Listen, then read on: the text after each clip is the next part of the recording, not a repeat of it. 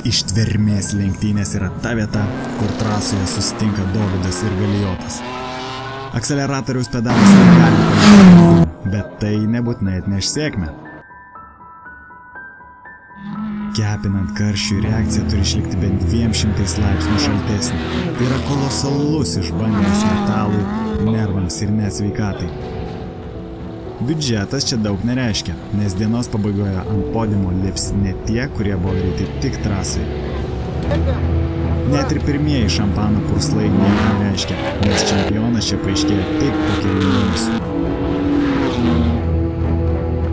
Šiandien mes esame Estijoje, Pärnu mieste, Auto 24 rink trasoje, kur prasideda pirmasis Baltic Endurance Championship ištvermės lenktynių etapas. Komanda Helios Sport mus pakvietė į savo garažą, kur pažadėjo parodyti ekskliuzyvinius kadrus ir dar nematytus lenktynių užkulisius. Štai jie ten.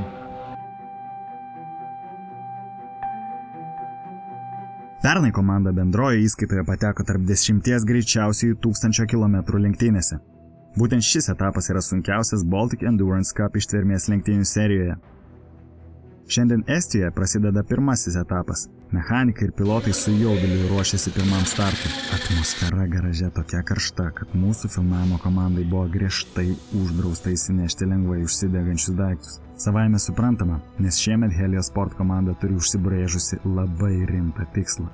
Įdegti ir gerai praleisti laiką. Be jokios abejonės, atsipalaidavimo lenktynėse klaipėdiečiai būtų vienvaldžiai lyderiai. Čia neradome griežtų taisyklių ar konkrečių pareigų. Kelionė į trasą, bolido ruošimas ir treniruotės veikiau primena beprotišką bernvakarį. Tik be striptizo šokėjų ir nuvalkytų tradicijų. Ir tik pirmieji benzino garai palieka išmetamuosius bolido vamzdžius, komanda sukausto spartietiška rimtis. Mat šiemet jie vėl turi patekti į geriausiųjų 1000 km lenktynėse ir užimti pirmą vietą savo klasėje. Vis dėlto, pilotų, Karlo, Artūro ir Vaido veide galima matyti, kad dalyvavimas lenktynėse buvo ir vis dar yra vaikystės svajonė. Neišimtis ir ketvirtasis vairuotojas Redas, kuris užaugo svylančių padangų kvapą uostydamas nuo trasos atitvarų. Rimtai autosportu užsiemu 7 metus. Prieš 3 metus pradėjau važiuoti kaip lenktynininkas. Mano patirtis dar nėra didelė, tačiau kasmet jaučiu kaip tobulėju ir tikiuosi, kad kuo toliau to bus geriau. Ir jei 4 valandos ištvermės lenktynėse atrodo nemažas išbandymas, tai Redo galvoje sukasi lygiai 6 kart beprotiškesnės svajonės. Na, kiekvienas lenktynės yra smagu, jose ir važiuoja dėl to, kad veža tas dalykas, adrenalinas, bet svajonė tai būtų Le Manas 24 valandų varžybos, kaip žiedininkui man tas patinka. O dabar turėtų suklusti visi mechanikai. Jei vietoje varžtų norite sukinėti bolido vairą, Redas jums paruošė įkvepiančią istoriją. Klaipėdoje buvo toks RS klubas, ten visi 18 metų pradėjo važinėti po gatvę, kažkaip susipažinau su Karliu, su Edmundu, su visais ten komandos ar ne nariais dabartiniais. Ir per tą klubą patekom į Helios komandą, kurioje jau Karlis buvo. Tad pirmus metus buvau kaip mechanikas, apie 4 metus. Kiekvienais metais būdavo vis sunkiau žiūrėti jos, kaip jie važiuoja ir kaip jiems smagu. Ir vis galvodavau, ateis ta diena, kada galėsiu ir aš važiuoti. Jau nuo 12 metų Palangoj stovėjau prie tvoros ir labai norėjau patekti tenai pas tų dėdžių, kurie važiuoja ir ten į boksus, kur ten smagu yra. Tai nuo 12 metų tikslas buvo kažkada pradėti sportuoti. Kaip ir likę komandos nariai, Redas kombinezonams ir šalmams pinigus uždirba už trasos ribų. Tačiau ir ten kiekvieną dieną sukasi tarp automobilių. Grįžęs namo žiūri senus lenktynių įrašus, kur lyderiai keičiasi 3 kart viename rate. Visas gyvenimas mano sukasi apie automobilius. Pabundi ryte, važiuoju į darbą, kur dirbu su automobiliais. Po darbo, jeigu sėdžiu prie kompiuterio, tai visada skaitau apie automobilius, ar ten forumus, ar žiūriu video, ar dar kažką. Po to einu į garažą, turiu savo ne vieną automobilį, prie kurio visą laiką einu pasikrapštyti. Tai taip gaunasi, kad aš visą laiką tom gyvenu, tai tarsi įaugi kraują. Nu taip turi būti, jau kitaip negali būti. Jo garažas turi langus iki žemės. Ir ten praleidžiama labai daug laiko, ties pirmos klasės Volkswagen Golf. Tai gal bent sapnuose Redas gali pabėgti nuo šių dalykų ir braškių laukose laigyti su nogom gražuolėm. Na, ne. Jo, dažnai sapnuoju lenktynės, dažnai sapnuoju tokį epizodą, kada automobiliai važiuoja į boksus ir nuo jų padangų kyla akmenukai, kurie daužosi į kėbulą. Ir kėbulai dažniausiai būna plikas metalas, todėl toks garsas būna akmenukų daužimas. Ir būtent šitą garsą turbūt dažniausiai sapnuoju.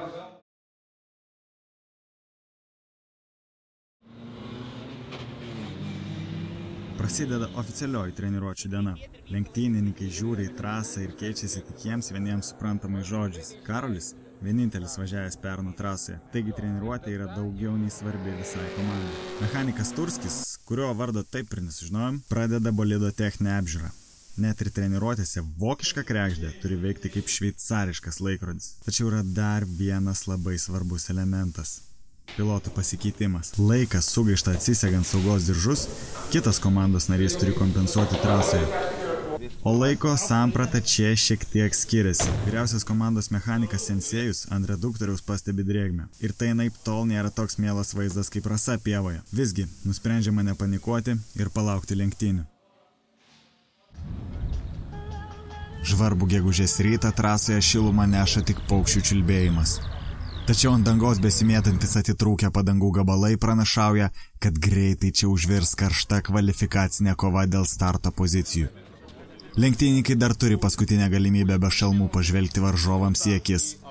Sekretorius nupasakojo garbingos kovos taisyklės ir lenktynininkai grįžta į garažus. Greičiausiai komandų pilotai sėda už vairo ir išvažiuoja į trasą. Tik nuo jų priklausys, kokiu atstumu nuo starto linijos stovės komandos bolidas. Helios Sport atsakingą darbą patiki Karoliui ir šis iškovoja 6. geriausią laiką.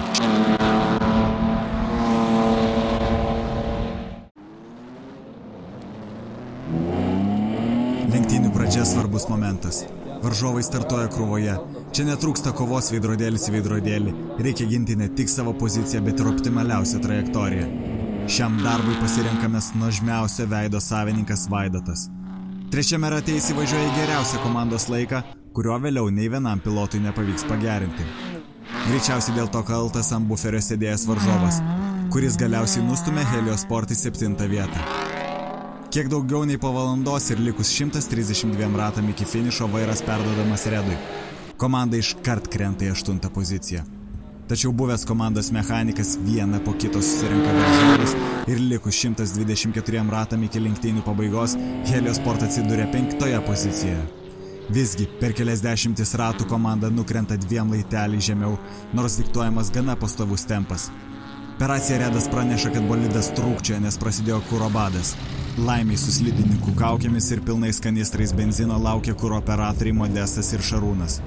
Kaip tyčia iš galo privažiuoja pagrindiniai varžovai klasėje su Alfa Romeo.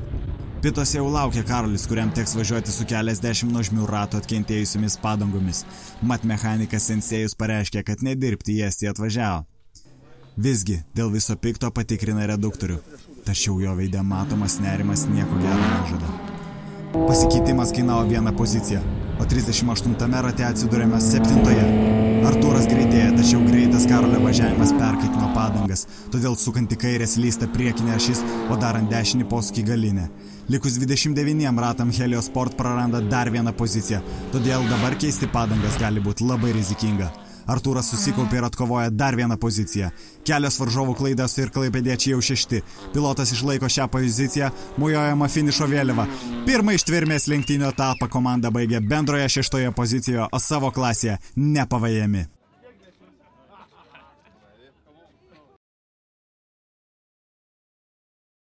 Kaip sako pilno etato lenktynininkai, pasibaigė Dakaras, prasideda Dakaras. Na, Helios Sport sportininkam pasibaigė lenktynės, o rytoj darbą. Iki, susitiksim Kačergui.